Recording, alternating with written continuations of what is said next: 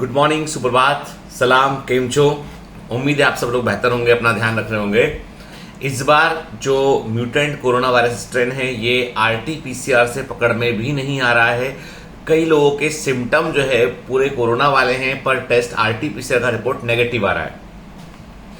मतलब virus upper respiratory tract को छोड़कर सीधा लंग्स पर अटैक कर रहा है, इसलिए हमें सिम्टम्स को लेकर भी बड़ा सावधान रहना है। और इसके जो नए सिम्टम है कोरोना वायरस के, उन सिम्टम में है लूज मोशंस का होना, आंखों में जलन का होना, कंजक्टिवाइटिस का होना, ठीक है, तेज बुखार का रहना, हाथ पैरों में दर्द का रहना, ये भी कोरोना वायरस के सिम्टम हो सकते हैं, ठीक है ना। इसलिए अलर्ट रहना। जब भी इस तरह का कोई सिम्टम आता है तो अपने आप को घर में आइसोलेट करना है कुछ दिन के लिए, सिम्टम को ऑब्जर्व करना है।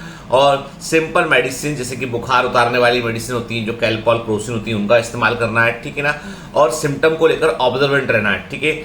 और सबसे इंपॉर्टेंट चीज है कि एक पल्स ऑक्सीमीटर घर में रखना है ताकि ऑक्सीजन का परसेंटेज सैचुरेशन आप चेक कर सकें। सबसे इंपॉर्टेंट पैरामीटर होता है ऑक्सीजन का परसेंटेज, सैचुरेशन परसेंटेज जो है वो चेक करना। तो पल्स ऑक्सीमीटर आज लगभग हर घर की आवश्यकता बन चुका है। ज्यादा महंगा इक्विपमेंट नहीं होता है ये। आप देखेंगे मार्केट में आपको जो है 1,500 रुपए से लेकर 2,000 रुपए तक का आपको आराम से 1,500 रुपए का भी मिलता है, 1,200 रुपए का भी मिलता है। पर ठीक ठाक कंपनी का यदि आप लेंगे तो 1,500-1,600 रुपए के आसपास मिलता है, तो जो घर में होना चाहिए, क्योंकि एक तरीके से समझ लीजिए कि बीमारी को पकड़ने की डिवाइस हम मान सकते हैं इसको। नॉर्मल 100-150 रुपए का थर्मामीटर आता है, वो भी घर के अंदर होना चाहिए। ये इंपॉर्टेंट टूल्स बन चुके हैं अभी इस समय।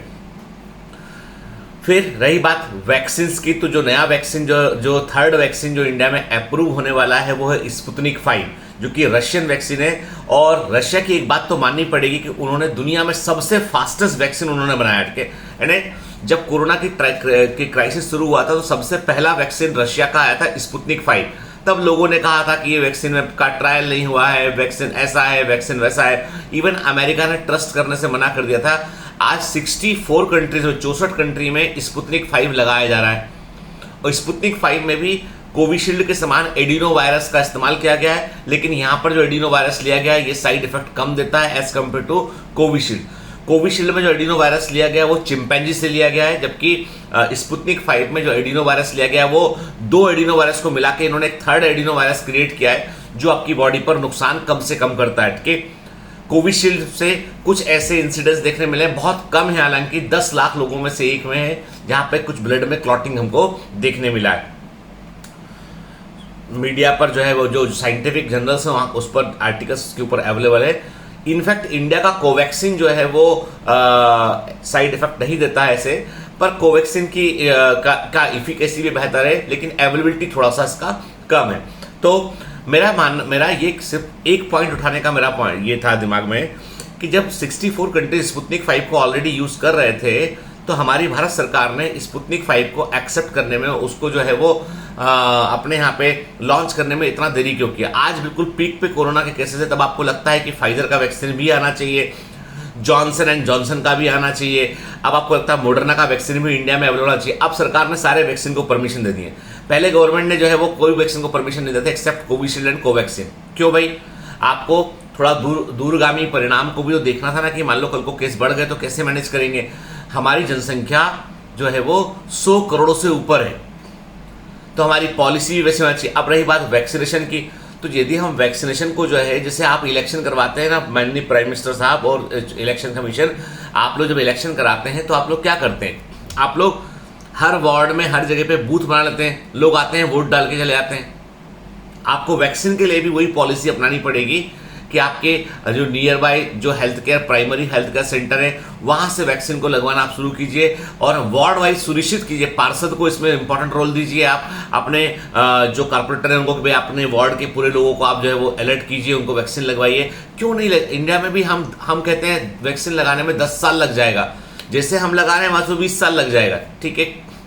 हमको बीमारी पे जीतना पड़ेगा। रही बात लॉकडाउन के साइंस की, तो मैंने पहले भी आपसे कहा कि लॉकडाउन भी एक साइंस के साथ में आता है। लॉकडाउन जो है वो सुविधा के अनुसार नहीं होता है, वो साइंस के अकॉर्डिंग होता है। खैर छोड़ते हैं सब बातों को। अभी मैं इतना ही बोलूंगा आपसे कि प्लीज बेटा ना, अभी अपने घर वालों के लिए, अपने खुद के लिए थोड़ा सा अलर्ट रहिए।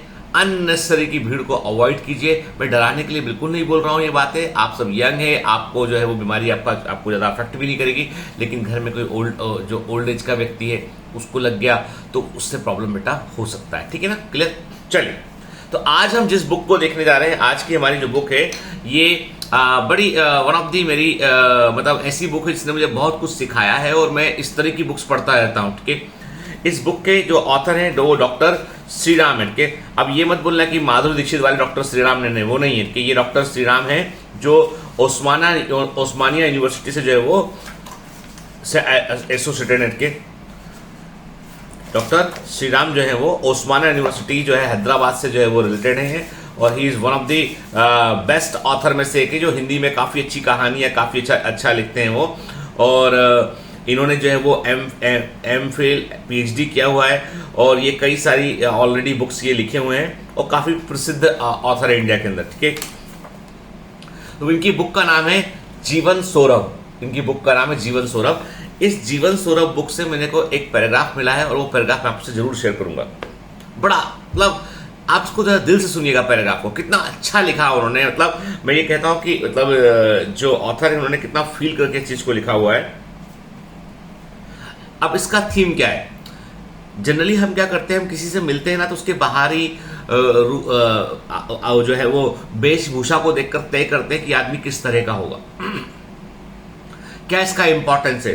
यदि ऐसे ही कपड़े, नॉर्मल कपड़े पहना हुआ है, नॉर्मल टाइप का है, तो हो सकता है नॉर्मल आदमी होगा, पर थोड़ा सा आपको दिख रहा है कि भाई सूट वूट पहना हुआ, चमकता हुआ ऐसे कपड़े पहना हुआ, तो मतलब ये कोई बड़ा आदमी होगा। ठीक है, हम लोगों को बाहरी रूप रंग से उनके बारे में हम चीजों को डिसाइड कर लेते हैं। क्या ये सही है? चलिए देखते हैं। माँ और महात्मा में बड़ी समानता है और इसका एक कारण है। माँ सवेरा होते ही पति और बच्चे की सेवा में लग जाती है।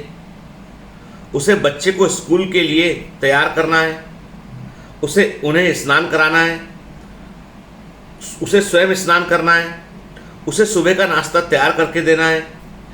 इन सब के बीच वह कैसी अस्त व्यस्त दिखती है। क्या इस समय माँ सुंदर कपड़े और आभूषण मतलब ज्वेलरी धारण कर सकती है? हम देखते हैं कि माँ ठीक से कंघी भी नहीं करती, ठीक से कपड़े भी नहीं पहनती और जिस समय वह बच्चे और पति की सेवा में लगी रहती है शायद पूर्णतः अस्त व्यस्त दिखाई पड़ती है।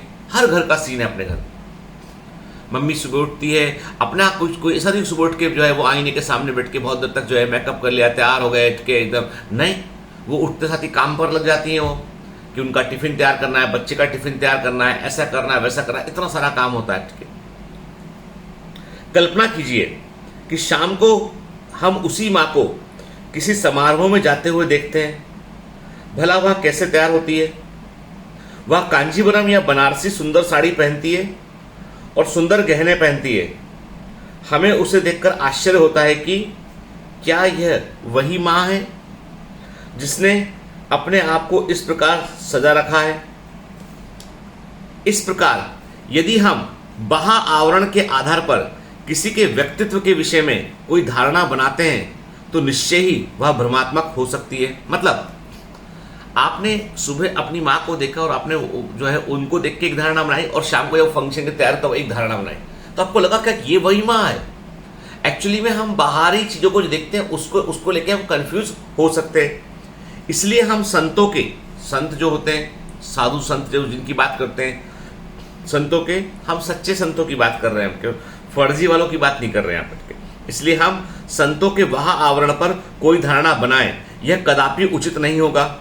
हमें चाहिए कि हम उनके बाह्य आवरण की जगह उनके उपदेशों का अध्ययन करें, तभी हम उनको ठीक से समझ पाएंगे। जो हमारे स्कूल टीचर्स होते हैं, हमारे गुरु होते हैं, हमारे बड़े एल्डरली होते हैं, हो सकता है साधारण वेशभूषा में वो आपको दिख रहे हो, पर उनके पास विचार है, उनके पास नॉलेज है, उनके पास में जो अनुभव है, हमें उससे सीखना चाहिए। किसी के बाहरी रूप रंग से बाहरी वेशभूषा से हमको गलत अंदाजा लग सकता है। हम उसकी रियलिटी के बारे में, असलियत के बारे में नहीं जानते। किसी के मेले कुचेले कपड़े से, किसी के जो है वो ऐसे बहुत अच्छे सलीके से ना जमाए गए कपड़ों से भी सोच सकते हैं हम कि शायद व्यक्ति वैसा ही होगा, पर ऐसा नहीं होता है। कहा जाता है कि बाहरी वेशभूषा की तुलना में व्यक्ति का जो इंटरनल सब्सटेंस है, जो इनर कोर है, that is more important thing. ठीक है, इसका मतलब ये नहीं कि आदमी गंदा रहना शुरू कर दे, इसका मतलब सिंपल सा ये है कि व्यक्ति को जज मत कीजिए। देखो इस पूरी का स्टोरी का एक ही सार है कि हम जैसे अपनी माँ को देखा हमने, सुबह में शाम में, दोनों इंसिडेंट्स में देखा हमने, हम जज नहीं करना चाहिए हमको किसी को कि वो ऐसा है तो शायद वो ये करे, क्योंकि जज करना आप केवल बाहरी रूपरेखा से जज करेंगे तो आपके निर्णय कई बार गलत होंगे। व्यक्ति के मन को समझिए, उसकी परिस्थिति को समझिए, उसके वो क्या कार्य करता है उसको समझने की कोशिश कीजिए। इसलिए नॉन जजमेंटल बनना, किसी चीज को लेकर कोई भी जो है वो अपना निर्णय ना सुना देना, ये सबसे बड़ी चीज है इस दुनिया में। और हम में से अधिकांश लोग क्या करते हैं, मिलने के पहले एक डिसीजन ले चुके होते हैं कि ये ही गलत है, यही सही है, और वही हमारी ग्रोथ को रोकता है। Have a great day, all the best.